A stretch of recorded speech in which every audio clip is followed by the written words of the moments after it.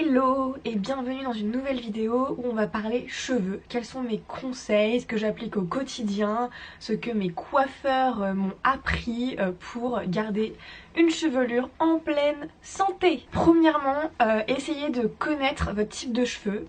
Moi pendant 22 ans j'ai cru que j'avais les cheveux épais, tout simplement parce que voilà, on dirait qu'ils sont méga épais, je les coiffe facilement, quand je fais des boucles ils sont là, j'ai du volume en fait, et du coup je me suis dit volume, cheveux épais, normal. Mais en fait quand je les lisse, je peux prendre mes cheveux dans un tout petit trou quand ils sont lissés. Donc en fait j'ai les cheveux hyper fins mais mousseux. Voilà, mon coiffeur m'a dit que j'avais les cheveux mousseux et donc du coup il adapte ma coupe à ma chevelure, c'est-à-dire quand on a les cheveux mousseux, il faut éviter les dégradés, etc. etc. Et merci à mon coiffeur de l'Atelier Blanc, enfin à mes coiffeurs, parce que vous êtes plusieurs, de si bien s'occuper de mes cheveux. On va commencer en parlant shampoing. Premièrement, il faut connaître son cuir chevelu et adapter ses shampoings à son cuir chevelu et pas à ses longueurs. Par exemple, là j'ai des cheveux qui ont besoin d'être hydratés, mais mon cuir chevelu pas du tout. Donc il faut adapter un shampoing pour le cuir chevelu, par exemple cheveux qui graissent vite, à pellicule, etc. Et un après shampoing pour les cheveux colorés pour ma part ou qui ont besoin d'hydratation, etc. Surtout bien séparer les deux et pas prendre tout de la même gamme par exemple, parce que les deux besoins ne sont pas les mêmes. Ensuite, alterner ses shampoings. J'utilise celui-là une fois toutes les 2 semaines, donc c'est de la marque Morocanol, un shampoing clarifiant qui vient vraiment tout nettoyer, clarifier mes cheveux qui ont été alourdis par exemple par l'utilisation de trop de produits, de la pollution, du sébum. Donc une fois toutes les 2 semaines je viens clarifier tout ça, mais je l'utilise pas trop souvent parce que déjà c'est pas recommandé et c'est vraiment juste pour faire un bon nettoyage. En ce moment j'alterne avec le Timothée Bio qui est à 99% d'origine naturelle je crois, au lait d'amande, qui est juste un shampoing pour cheveux normaux, qui est tout doux et qui va vraiment faire ressortir mes vrais cheveux parce que je sais qu'ils vont pas être alourdis par des produits avec trop de silicone ou de choses comme ça. Donc n'hésitez pas à alterner comme ça un focus sur un produit qui est assez nettoyant ou sur un problème de vos cheveux et un peu plus doux qui s'utilise plus souvent. Ensuite, je recommande de faire 2 shampoings quand vous ne les lavez pas tous les jours. Si vous les lavez tous les jours c'est suffisant, un seul suffira largement, mais si vous les espacez un peu plus, moi je sais que je les lave tous les 3 jours et donc tous les 3 jours j'ai besoin de faire 2 shampoings. Voilà, pour bien venir tout nettoyer. Pour l'utilisation du shampoing, n'en utilisez pas trop. Une petite noisette normalement suffit, surtout si vous faites 2 shampoings, une toute petite noisette suffira parce que vous revenez derrière refaire un shampoing. Appliquez-le uniquement sur le cuir chevelu. De toute manière, quand vous allez venir rincer, le shampoing va venir sur les longueurs naturellement.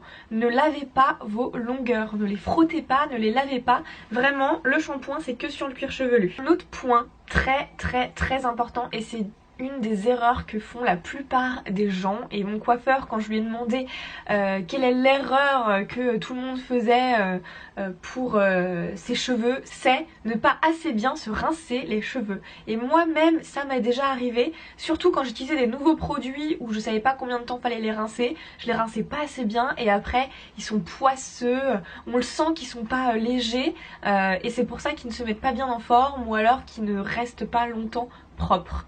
Donc rincez-vous les cheveux mais à fond. Vraiment c'est un conseil que beaucoup de gens n'appliquent pas, de bien se rincer les cheveux. Sentez qu'ils sont bien, je sais pas, qui crissent dans vos doigts quand vous passez l'eau, qu'il n'y ait plus aucun produit. Moi souvent je faisais l'erreur en fait de les rincer dans ce sens là. Donc en fait je les rinçais de ce côté là, à fond et j'oubliais de faire ce côté. Donc souvent j'avais les cheveux un peu poinceux par ici, c'était pas très agréable. Donc voilà, rincez-vous bien les cheveux. Ça peut paraître tout con, mais il y a plein de gens qui le font pas bien. Ensuite, quand vous sortez de la douche, du bain, si vous utilisez une serviette que vous enroulez, c'est pas forcément bien parce que ça va venir trop serrer les cheveux.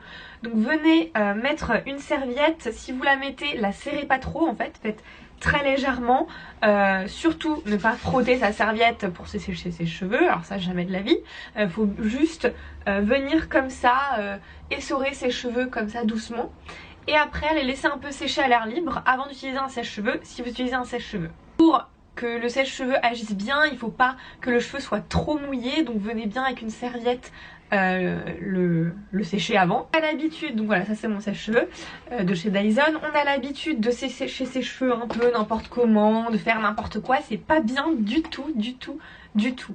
On vient toujours sécher ses cheveux avec le sèche-cheveux qui va vers le bas. Donc vous pouvez commencer par les pointes comme ça et remonter, mais surtout ne venez pas les soulever parce que là vous allez ouvrir les cuticules du cheveu, il va venir, il va être beaucoup moins résistant, tout le temps, le sèche-cheveux tourner vers le bas. Donc voilà, ne jamais faire n'importe quoi avec son sèche-cheveux, toujours vers le bas et on peut commencer par les pointes et remonter. Ensuite, niveau brossage des cheveux, donc moi j'utilise une brosse Tangle Teaser tout simplement parce que elle ne m'abîme pas les cheveux, elle démêle très facilement mes cheveux, elle est facile à laver, facile à enlever les cheveux d'un coup. Donc voilà, premier tips, lavez vos brosses souvent. Oui, parce que elles aussi elles se salissent et vous venez salir vos cheveux quand vous les brossez.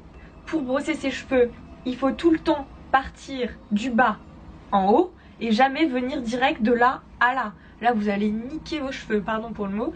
Là vous allez vraiment abîmer vos cheveux si vous commencez de là à là. Donc moi ce que je fais, en plus pour ne pas trop avoir mal même si je suis pas douillette, c'est que je viens prendre mes pointes et je les brosse. Comme ça je protège au-dessus. Ensuite je remonte, je continue à faire ça.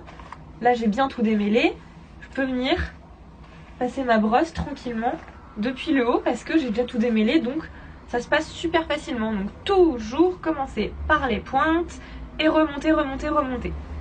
C'est important de se brosser les cheveux souvent parce qu'en fait ça va venir prendre le sébum que vous avez sur le cuir chevelu et le descendre sur vos longueurs pour venir les hydrater et les protéger.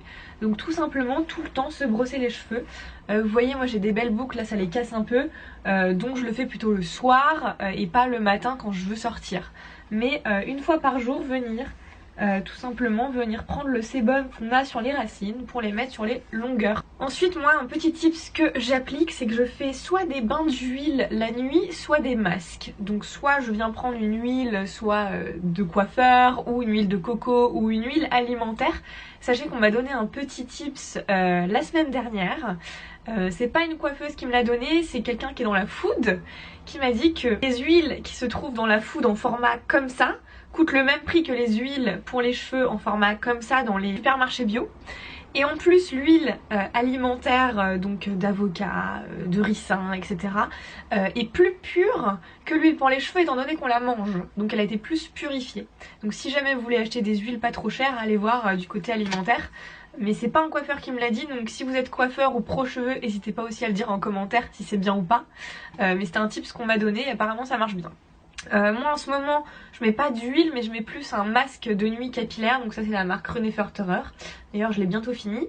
Donc je viens vraiment badigeonner mes cheveux de ce masque une fois par semaine.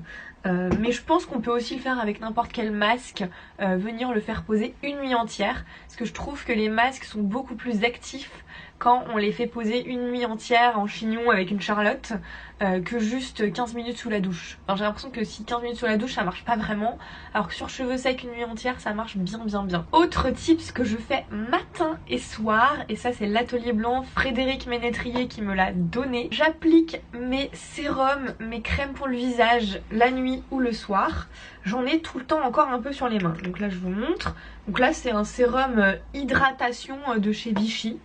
Donc je le mets sur mon visage. Oui, j'avais pas de maquillage avant, hein, bien sûr, j'avais rien. Et après j'en ai encore un peu sur les mains. Donc oui, je m'en mets sur les paumes de main comme d'habitude, comme ça j'hydrate mes mains. Et j'en ai toujours un petit peu. Mais c'est assez léger pour le mettre sur mes cheveux en fait. Donc je viens caresser mes cheveux avec mon produit pour le visage. Et tout simplement parce que tout ce qui est bon pour le visage et la peau, surtout le visage, pourquoi ça serait pas bon pour mes cheveux ? Donc voilà, je viens bien sûr pas sur les racines, c'est là où mes cheveux graissent, mais sur toutes les longueurs et sur tous les pointes.